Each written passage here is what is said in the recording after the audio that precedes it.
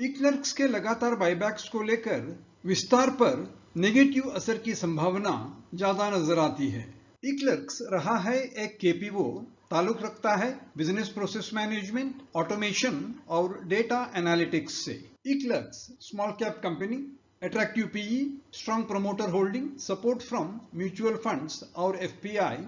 ई-क्लर्क्स small cap company KPO industry से ताल्लुक रखता है। कंपनी के रहे हैं 3 बिजनेस सेगमेंट्स, डिजिटल और फाइनेंशियल मार्केट से 40% ईच और 20% बिजनेस आता है कस्टमर ऑपरेशंस से। ई-क्लर्क्स की खासियत रेवेन्यू और प्रॉफिट दोनों में इंप्रेसिव ग्रोथ रेट।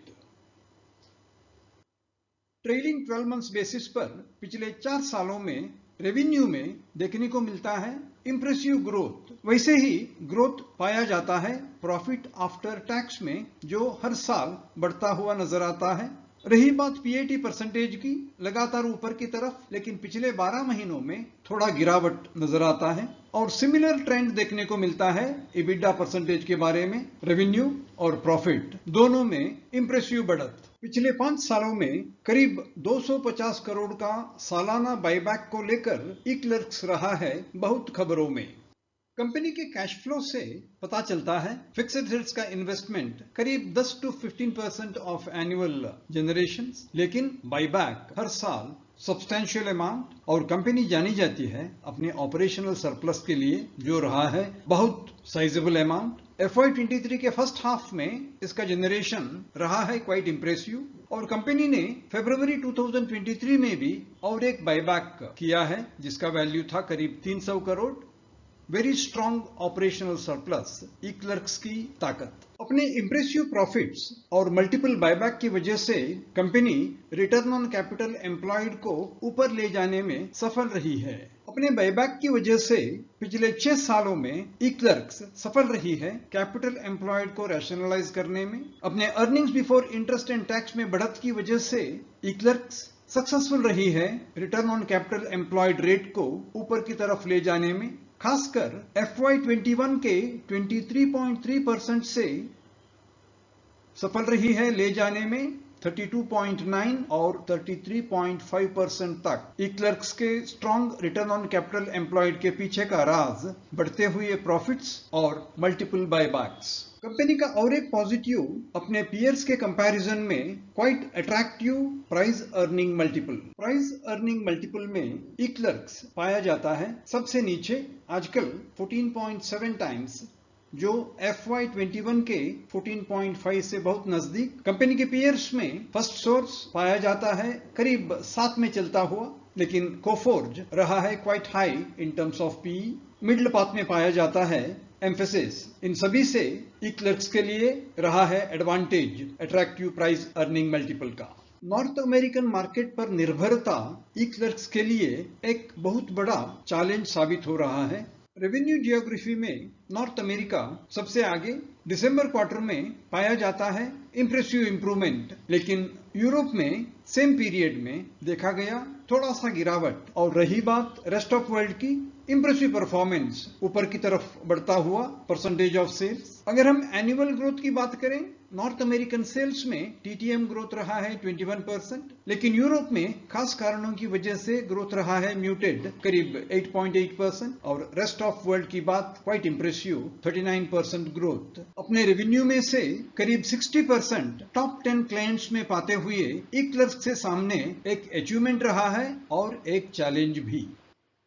कंपनी के टॉप 5 कंट्रीब्यूटर्स का शेयर दिसंबर क्वार्टर में गिरा हुआ पाया जाता है। एक पॉजिटिव डेवलपमेंट है, क्योंकि इसी वक्त टॉप 6 to 10 में पाया गया है वेलकम चेंज अपवर्ड्स। और कंपनी के बाकी क्लाइंट्स में भी पाया गया है डिसेंट और reasonable improvement from December 21 to December 22 quarter.